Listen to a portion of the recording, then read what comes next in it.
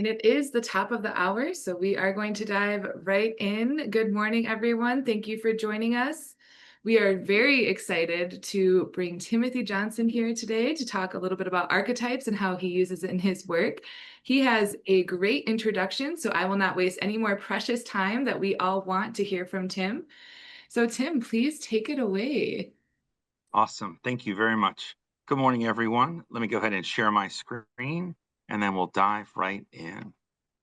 Let's see. Okay. All right.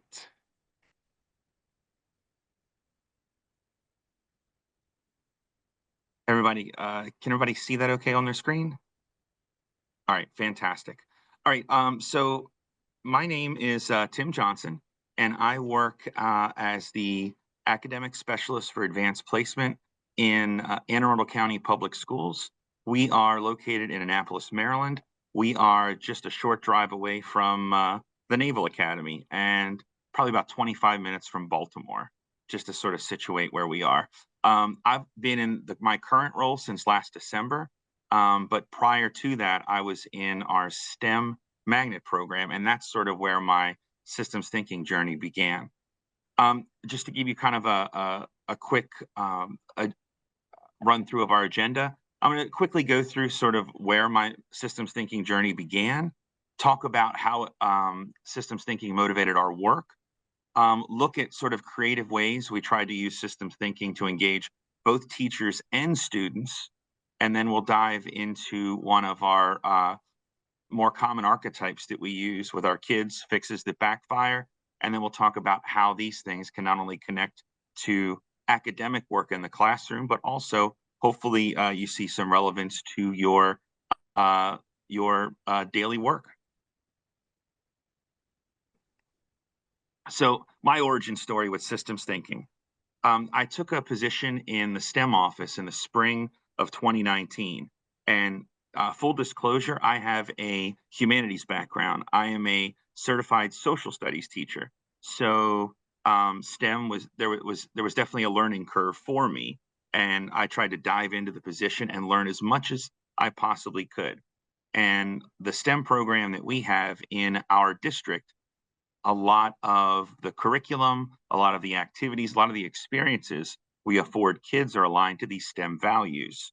And so one of the first things that I did is try to familiarize myself with these values within the context of the program. And I immediately had some questions. The third item down, design and systems thinking. That was the first time I had ever seen a reference to systems thinking.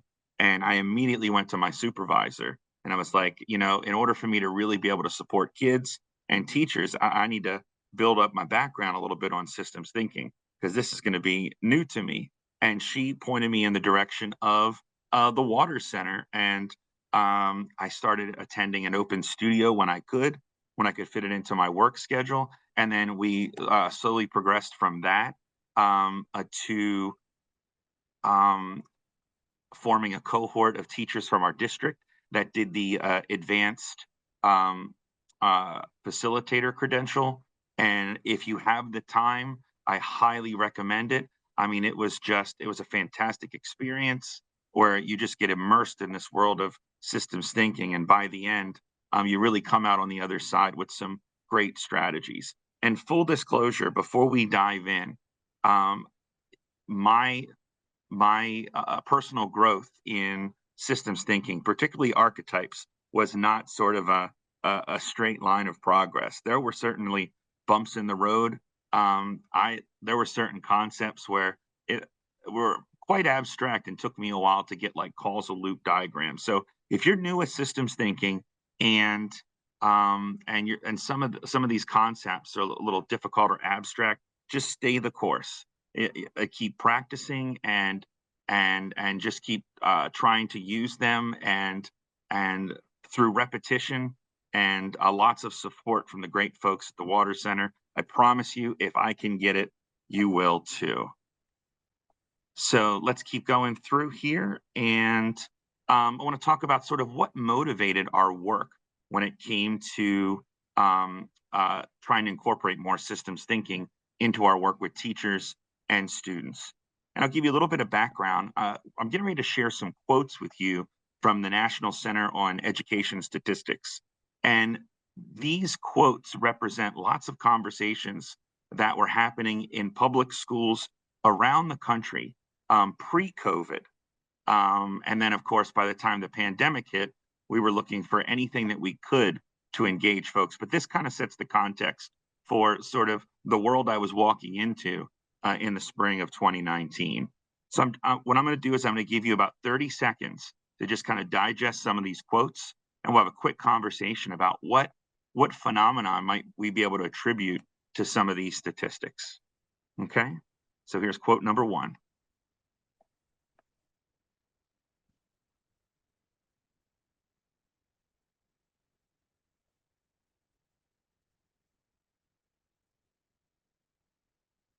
Okay, our next quote.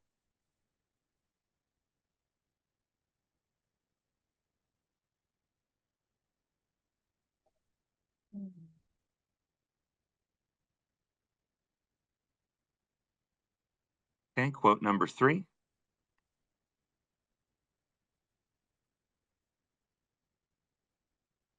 Yep. And our final quote.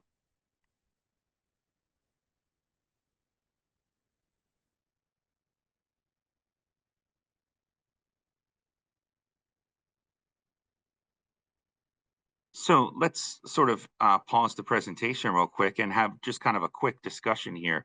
What might account for this phenomenon? In a perfect world, as students would earn that diploma, they would take that diploma right to their local community college, and they'd be able to start right away in their programs. But even these pre-COVID statistics show in high volumes of students that was not happening. Students, in some cases, would graduate public high schools with honors, even earning credits for AP courses, and still could not place out of remedial English or math. So, real quick, and you can either drop your ideas in the chat or feel free to unmute and just quick little brainstorming here. What phenomenon might we attribute, or what might we attribute to this phenomenon?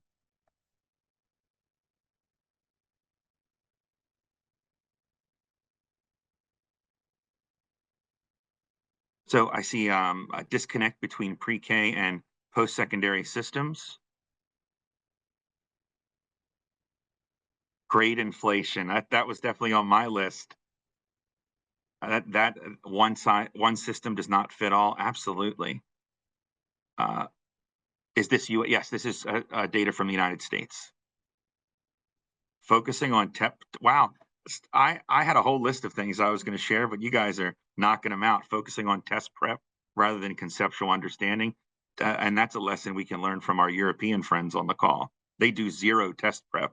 They just teach with fidelity, and sort of the assessment piece takes care of itself. Time constraints, absolutely. So thank you very much for adding your thoughts and engagement, interest. Sure, I think all of these things are relevant to a much larger issue. When we talk to teachers and just try to break apart this issue anecdotally, sort of the two things that you already hit upon was sort of the format of our standardized testing, sort of the test prep to death end, where we try to teach the test to the nth degree, and as we sort of sacrifice authentic learning on the way, but also sort of the other end of a lot of the standardized testing that is used, particularly at the state level. Even when we're assessing kids in subject areas, it's predominantly a reading test. So it's not necessarily an application of knowledge and skills as it is as much as trying to decipher a piece of text or a visual and answer questions. And then grading policies. Even since pre-COVID, many public schools have turned to more um, how, how can I say this in the most diplomatic way? But grading policies that are more sympathetic to all learners. The idea of students can't earn less than a 50% on an assignment, or the ability to redo assignment some once, twice, or several times before the final score counts. So this all kind of creates this situation where whatever of these items put together are true regarding individual students, it's not helping them reach the next level. And in the line of work that I'm in today, it's all about college and career readiness. So this is certainly not an issue that's went away, and it's something we want to get a handle of. Our conversations with students were very different. The conversations we had with students, it was very interesting. We would talk to some kids who honor roll kids all 4 years, took a couple AP courses, maybe earned a 2 or a 3 on some courses, but in other cases earned college credit on others. And we would just kind of walk them through some simple things that we would assume most kids would know based off of their transcript. And we were shocked to find out that a lot of what they had learned was just on the surface level. For example, I can remember talking to one student, just very nice young man, um, a phenomenal writer, excellent presentation skills, and did very well in his AP US history course. I was floored that he had no idea what the New Deal was. So so part of the issue that we were able to ascertain from kids was um, a lot of the learning takes place at the surface level, and we really wanted to see what's out there and leverage tools like systems thinking to get kids thinking on a much deeper level. And we think that that's one of several ingredients that I think eventually will reverse this phenomenon. So let's keep moving forward here. So here was our battle plan. So once the pandemic hit, we had to come up with very creative ways to engage teachers in professional development. And this was about the same time uh, our office started really developing a relationship with the Water Center. And through the mentorship of folks like Sherry, who's on the call, and Tracy as well, who I just learned recently retired, they sort of held us our hands through this process, and they recommended that we start with teachers with the habits uh, of systems thinking. So that's exactly what we did. And we thought that the best way to engage teachers was to really try to make online learning fun. So taking the habits and doing something fun, squeezing those two things together, we came up with a film study theme of systems thinking through science fiction.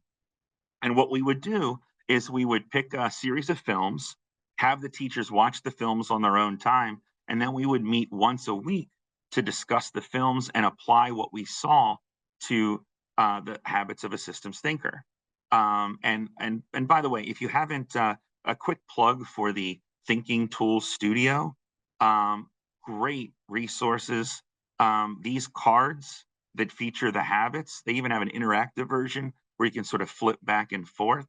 I mean, this is a great entry point for anyone who you want to try to start um, walking down the road of more deeply thinking about their content and how what they're learning or what they're doing applies in a bigger picture.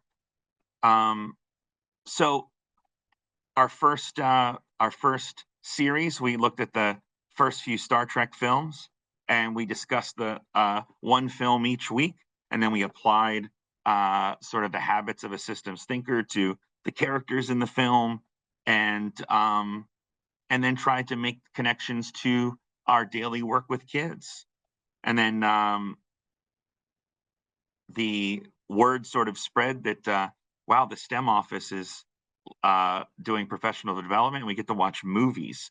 So quickly, demand for a spot in these sessions really started to grow. So we ran a second one pretty quickly on 4 of the movies in the Star Wars saga.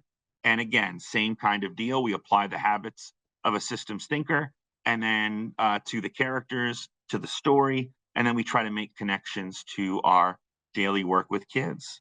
That was popular, and we continued to plow through. We did the Infinity War series of 4 movies through the Avengers, and then we got it got the demand became so insatiable with some of our teachers that we actually started taking requests for topics. And the last film study we did with our STEM folks, by popular demand from some of our teachers, was the Hunger Games. So same idea. And each time we did the film, we sort of added an additional component. Whereas during the first two film studies, we focused mainly on the habits.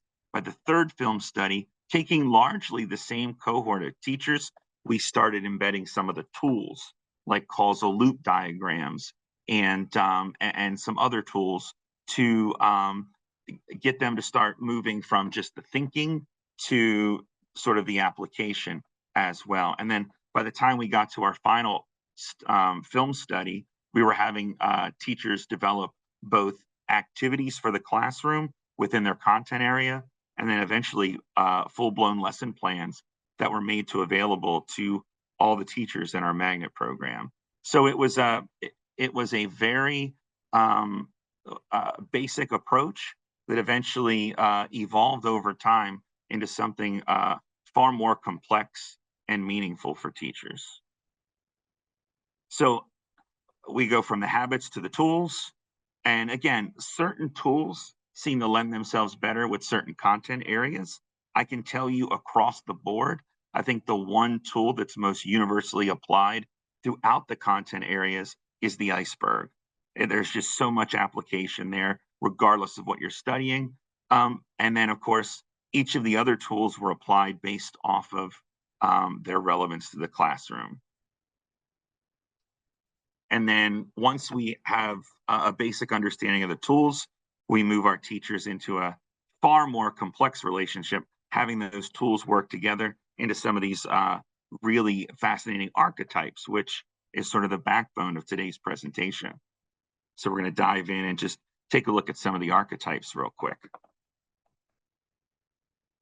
So the archetypes are basically a combination of theme, habits, and tools put together in a really accessible model to understand very complex phenomena that happens both in history and our daily lives every single day. This particular archetype, repression and revolution, I believe, please correct me if I'm wrong with our folks from the Water Center, but I believe this was actually developed by a social studies teacher. That's true.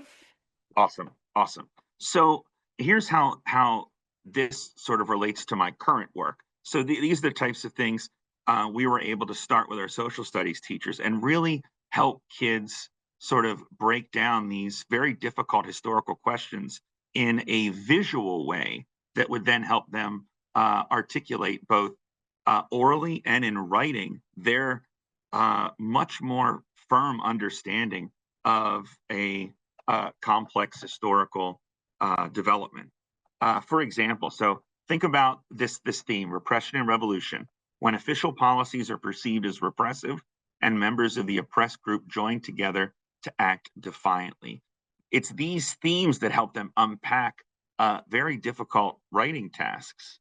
So just take a look at a released question from the AP World History exam from 2003. So this is the type of question that we would use the repression and revolution archetype with to help kids not only better understand what revolutions have in common, but also give them a visual aid to really walk through their understanding with a peer in a small group or even in a presentation in front of an audience. So the question is, in the period circa 1750 to 1900, revolutions and independence movements such as the American Revolution, French Revolution, Haitian Revolution, and Latin American independence movements occurred around the world. Develop an argument that evaluates the extent to which the Enlightenment ideas were the primary cause of one of the revolutions or independence movements other than the American Revolution between 1750 and 1900.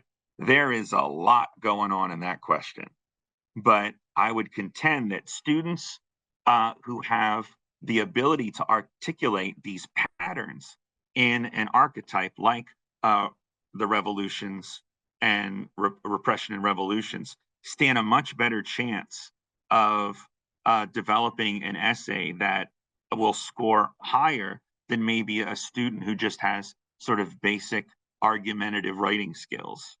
I'll give you another example real quick about how the archetypes sort of apply to really high end college prep work. Um, so this next archetype, escalation, when two competing parties feel threatened by one another and choose actions that result in escalating competitive or aggressive behavior. As a social studies teacher, the first thing I think of is the Cold War, post World War II, and then the rivalry between the United States and the Soviet Union. And fast forward to the AP US history exam just a few years ago, one of their essay questions: evaluate the extent to which growing concerns about national security contributed to changes in US foreign policy between 1945 and 1991. Again, the argumentative writing skills and sort of organizing an essay is the first step in helping kids unpack a very difficult prompt, such as the one we just saw. But adding this layer of understanding would really get those students to that deeper thought and a deeper understanding of such historical phenomenon. So before we dive into the fixes that backfire, I want to sort of give you just give you just a little bit of background on our approach with kids, because for the first few minutes we talked about sort of how we engage teachers and how we try to develop this as a practice or habit in the classroom. But our approach with kids was sort of kind of meet them where they were. Even though these archetypes are complex, you can use very simple examples that are relevant to kids to really get their feet wet with this approach. So it was kind of a three-tier approach where we would start with, again, a basic example in a kid's everyday life. We then move to pop culture example, which is both fun and really gives them an opportunity to sort of be the experts, to really show how deep they can go into the archetype. And then once we've got the pump primed with a pop culture example, we move on to something more academic that shares a similar theme with the archetype. And so the next archetype we're going to look at, and we're actually going to have an opportunity to practice this for a few minutes, but the archetype is fixes that backfire. When you think you've solved a problem in the short run, yet the solution actually makes the problem worse in the long run.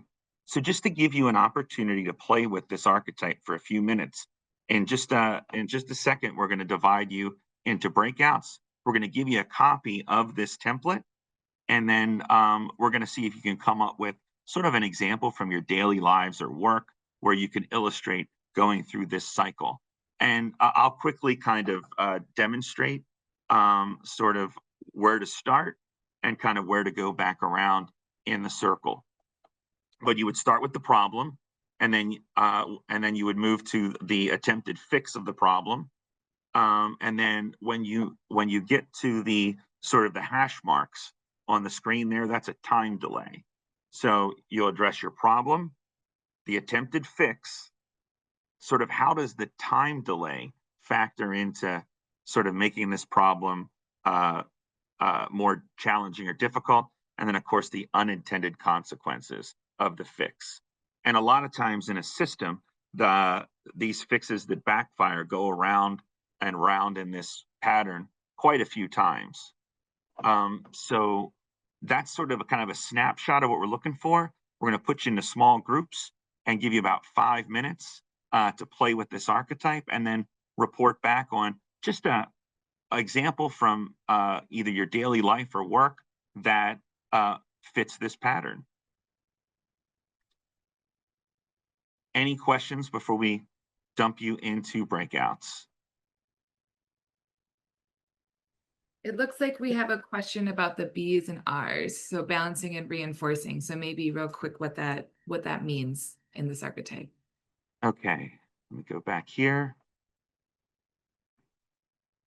So Um, Balancing would be sort of there's a positive on one end and a negative on the other, and they sort of balance each other out in the system.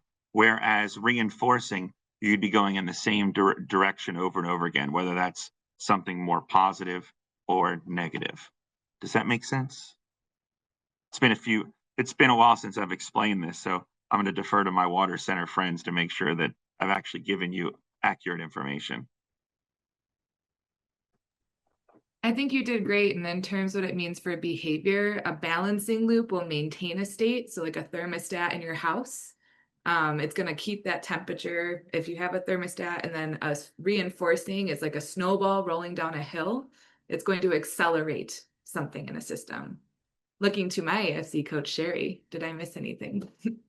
Excellent. Does that help? All righty. Yes, thank you. And breakouts are ready, Tim, so just send the word. All right. I'll see you in 5 minutes, and then just be prepared either in the chat or by unmuting just to share one example that somebody in your breakout session shared that fits the pattern. All right, welcome back, everybody. And again, just a quick recap of what was discussed in your breakout. Feel free to either drop sort of one idea shared in your breakout in the chat, or just feel free to unmute and share an example that fits the pattern, going from your problem, your attempted fix, addressing sort of the impact of a time delay, and then, of course, the unintended consequences. To kind of close the loop there. We'll give you a few seconds to share your thoughts. Timothy, I'm happy to say something if you want me to. Yes, please. Thank you very much. So I was with Olivia in a group, and I was if you work with people and you're coaching them, yeah. So sometimes they deliver some work to you, which is not good enough. Now you have two options. You're going to explain to them, which sometimes takes half an hour for you, and you realize you don't have the time. So you take the shortcut and you fix it yourself. Yeah. So it's easier for yourself because it doesn't take you so much time. The only problem with that is the next time they make the same mistake. So 10 years later, you're still fixing the same problem. That was it.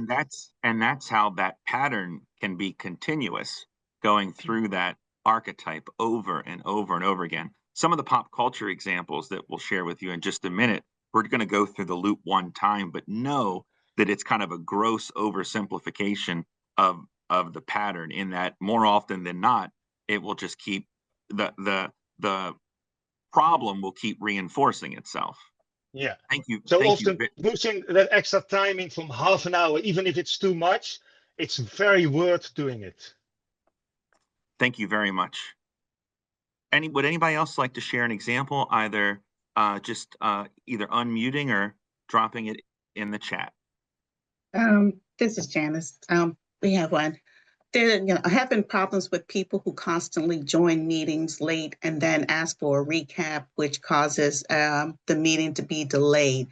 And so one of the things to stop that behavior is if you're on a non-secure account where you can record, when the person comes in and asks for a recap, you just refer them to the recording after the session so that you can stay on track. And then if it's an account where it is secure and you cannot do a recording, tell them that the minutes will be out shortly after the meeting ends. And again, that way you can stay on track and to probably stop the behavior. Fantastic. Thank you very much. I see one in the chat from Kim: cutting out caffeine to help with sleep, headaches as being the unintended consequences. Absolutely.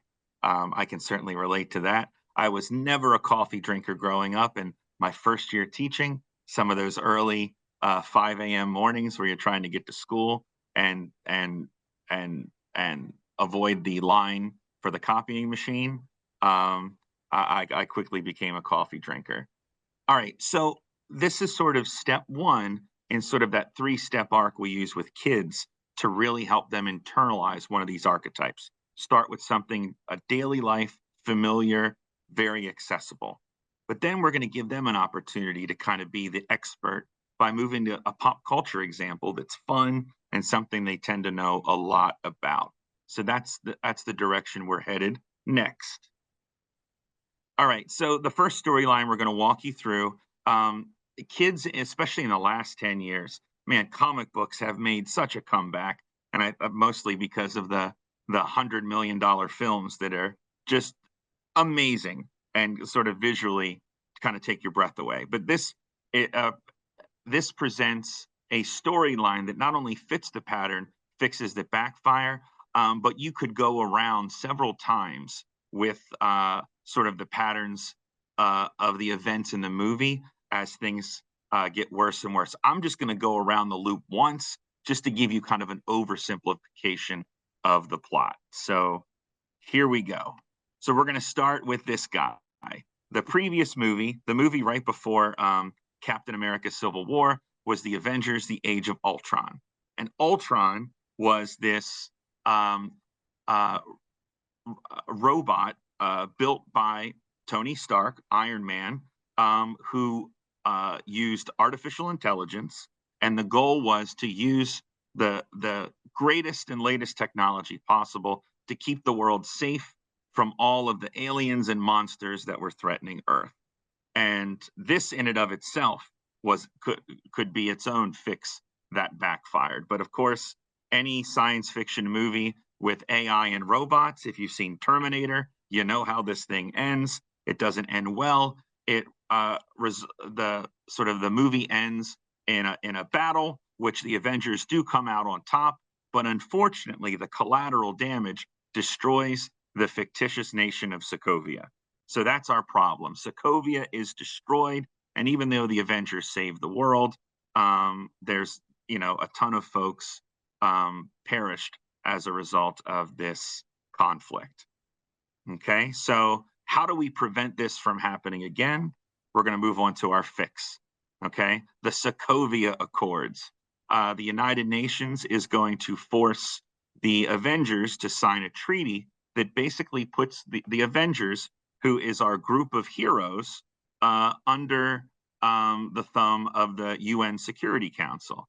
And what that means is that the Avengers could not just unilaterally go and save the day. They could only be engaged in that type of work with a vote from the United Nations. Okay, that's the fix. The time delay here is that this issue divides the Avengers, and Tony Stark, Iron Man, on one hand, signs the agreement right away out of mostly guilt, because he knows that his creation, Ultron, was ultimately behind the destruction of Sokovia and the loss of so many innocent lives. But his counterpart in the Avengers, Captain America, coming from sort of a World War II era and then being frozen for many years, he's deeply distrustful of government power, and he refuses to sign. The time delay, as the longer this period goes, where Captain America refuses to sign the agreement, the greater distrust there is between Tony Stark, Iron Man, and Captain America. And of course, the unintended consequences of signing the treaty is going to be a split in the Avengers between a group that's loyal to Iron Man and a group that's loyal to Captain America. And again, that's just sort of a snapshot of how you could use a movie that the kids are familiar with to sort of and really get them to tell the story or explain the pattern from start to finish. You can see the gentleman right behind Captain America is the Winter Soldier. You could also drop the Winter Soldier in that pattern and go around a second time. It is sort of how he represents another fix that backfires in relation to both Iron Man and Captain America. Okay. Any questions on our first pop cultural example? Because my second one's going to be a little abstract, but I'm going to set up some context for you. Give you a few seconds of think time here. Okay, so our second example, I'm going to have to situate you in time and place. Okay, as someone who has taught both at the middle and high school level, I know that a lot of my time spent in middle school, you sort of learn the type of things that kids like and things that kids relate to, because you're always trying to make connections.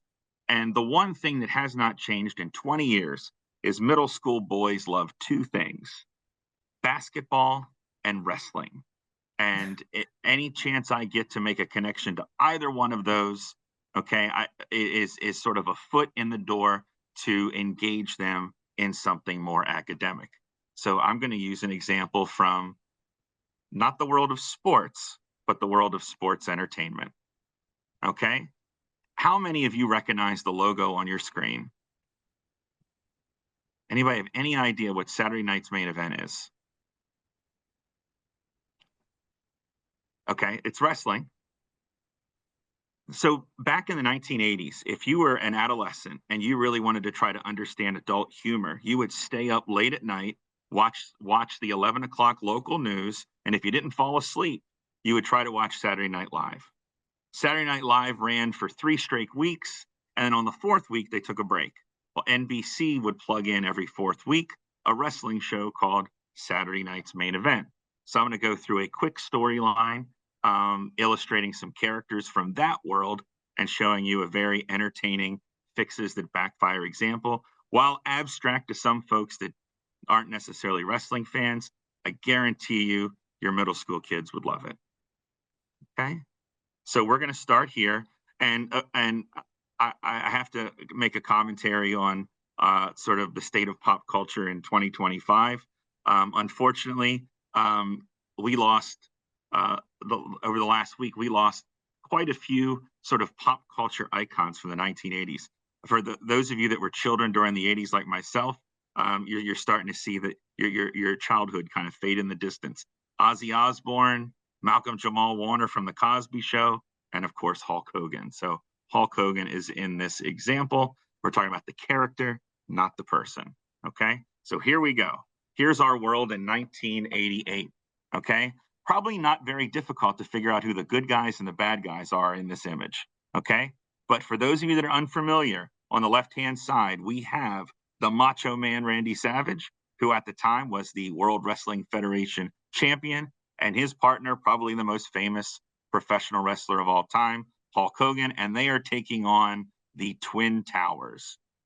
And that was sort of the main event of the show. And sort of this breakdown between our group of protagonists, their team name was called the Mega Powers, and that'll sort of come out on the other end as far as the unintended consequences. But we're going to see how this match leads to some tension between the Mega Powers, and coincidentally enough, illustrates our fixes that backfire archetype perfectly. Okay, so the match begins. Our heroes are battling the villains, and then something terrible happens. At ringside is the Macho Man's valet, Miss Elizabeth. And for some strange reason, she decides to stand on the ring apron and she gets knocked down. So this is our problem. Okay, during the match, Miss Elizabeth is knocked out, and our hero, Hulk Hogan, being the chivalrous person that he is, decides to step away from the match and care for our damsel in distress. Okay, he carries her back to the dressing room to get medical attention, and why this never won an Emmy for just outstanding drama just absolutely blows my mind. But keep in mind, while this is all taking place, our other hero, the Macho Man, is left fighting the Twin Towers all by himself, while Hulk Hogan, who's in the back with basically the Macho Man's valet, and here's the time delay. The longer the match goes, the longer the Macho Man has to fend for himself, and he comes back to the dressing room, and he not only is upset that Hulk left him by himself, but now is starting to have a little bit of jealousy that Hulk is trying to take his lady away from him. And the unintended consequences are the main event at WrestleMania 5, Hulk Hogan versus the Macho Man. So again, not if it's not your cup of tea, I absolutely understand, but this is something that your middle schoolers would get a kick out of. So that kind of takes us through 2 ways to use pop culture to try to engage kids in the second part of that arc. Let me kind of throw it out to the group. Without going into breakouts, are there any other storylines from popular culture that you may be more familiar with that follow this pattern of affixes that backfire? What are your thoughts?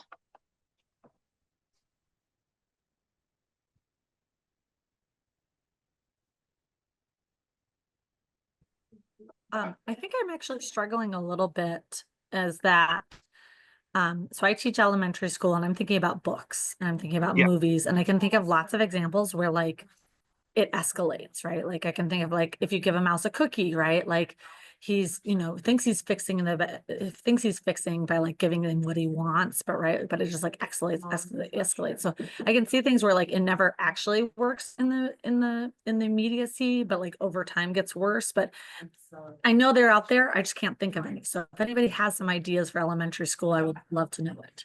When I was putting this presentation together at home, my daughter looked at the pattern and she said one word to me: Frozen. Think about Elsa and Frozen and how that can be illustrated as sort of a fix that backfires.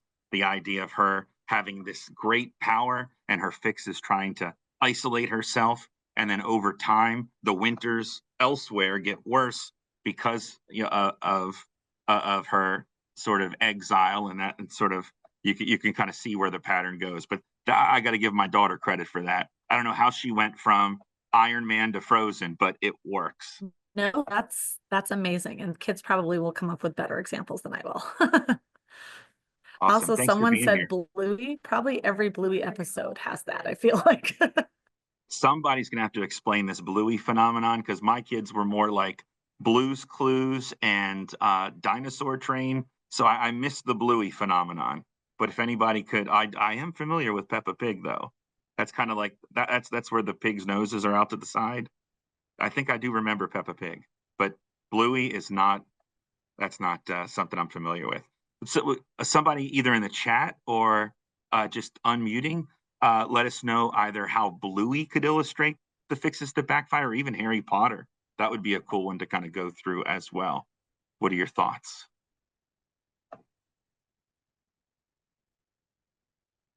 The A Team. I have not seen the name B.A. Baracus in forever.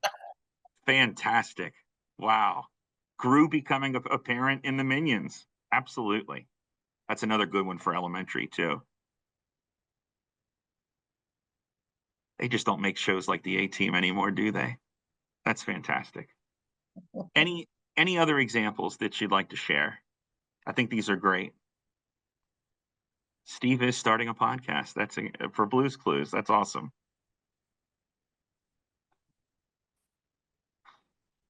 Okay. So Harry Potter. It's to protect Harry. They keep him at Hogwarts and it basically backfires. It brings the war to Hogwarts over time. Absolutely, that's an excellent example. Andre the Giant and the Sheik. See, we're going back to wrestling. I'm impressed. We have some wrestling fans in the audience. That's fantastic. Any other examples? U.S. threatening tariffs are making the 51st state Canada impacted by the political election that stayed liberal instead of going conservative. That was predicted opposite before the threat. Very interesting. This is why I love brainstorming with a larger group, because the examples that fit are just abundant. Okay, fantastic. All right, so I know we are getting very close to the end, so let me just try to wrap a bow on things and hopefully be able to leave the last few minutes for some questions. Okay, so the third part of the arc is where we take that same archetype and then we apply it something that thematically matches in whatever our academic outcome is. So in U.S. history, one of the more obvious historical phenomenon that we use with fixes that backfire is prohibition. I've seen a language arts teacher use the crucible. My world history friends like to use the Paris Peace Conference and the attempt to secure quote unquote peace in our time through the Treaty of Versailles, and sort of both the time delays and the fixes that backfire that lead to the Second World War. Macbeth is a very interesting case study on this, fixes that backfire. And if we're looking for some nonfiction examples, especially with engineering students, we could look at the unfortunate Challenger disaster from the 1980s. So last question I'm gonna throw out there. So we went from sort of daily lives to something fun with pop culture, and then moving into academic. Just real quick, think about ways you could apply this archetype to your work. And I think some of you already did in brainstorming your daily examples. Are there any other ways you could think of using this archetype as a leverage point? See what I did there, systems thinking folks? Okay, as a leverage point for your work.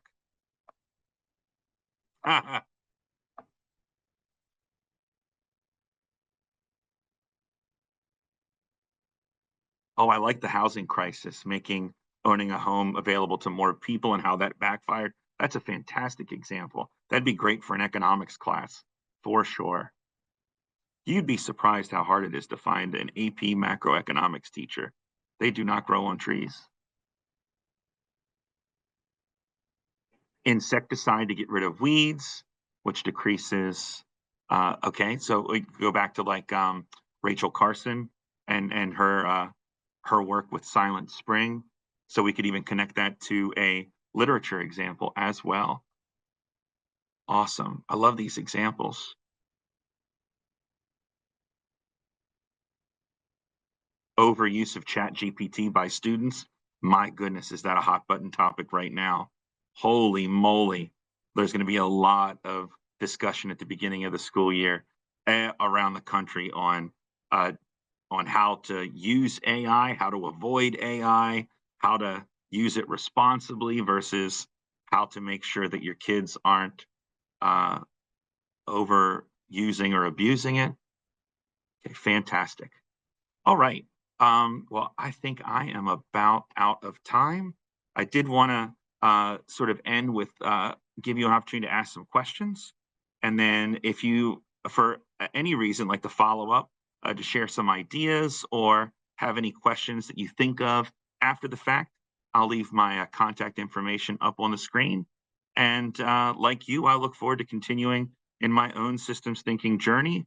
You can never really become an expert. There's so much to it. And I'm looking forward to learning more and using more in my work with kids and teachers.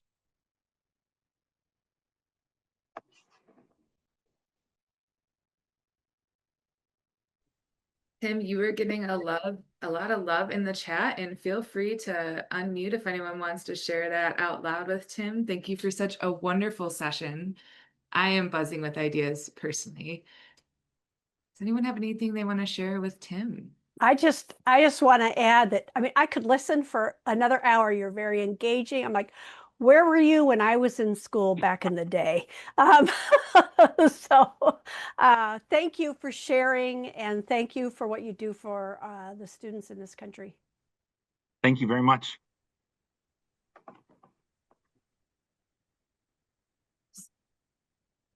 All right, so we'll have in the last couple minutes, a lot of people echoing what Cindy said. I did put a survey in the chat. It is short, we promise, but it does help Open Studio stay relevant and engaging to all of you. And it gives our presenters some wonderful feedback because it's a lot of work to put this on together, and can be a little nerve-wracking, not like we could tell with Tim because he knocked it out of the park. But please fill out that survey. You'll be getting an email later. And also, if you liked this and want some more Open Studio, we have one coming up next month. We actually have them on the first Thursday of most months. Sherry and I will be doing one about how do you put systems thinking into your daily life. We'll be talking a lot about the habits of a systems thinker, not to be biased, but I think it will be a fun one. So the registration link for that is also in the chat. And you heard mention of AFC, that I am an alum, Tim is an alum, and applications are open. So please take a chance, and we put it in the chat the link to where you can apply to enroll, or if you have any questions, Sherry and I are happy to have a chat with you. We can share our emails in the chat as well, or hang out after this call, but we'd love to have you join our global community of systems thinkers. And here's a little cheat code for teachers out there. Your school system can use their Title II grant funds to support your water center training. Just throwing that out there. Thank you for that hack, Tim. And also, I had mentioned it earlier, if you like the suggestions that you were seeing in the chat, you can save the chat with the 3 little dots next to the title of the chat. There's a lot of great information here, and I'd recommend downloading that. Cindy, I agree. The hour went way too fast. It certainly didn't feel like 60 minutes.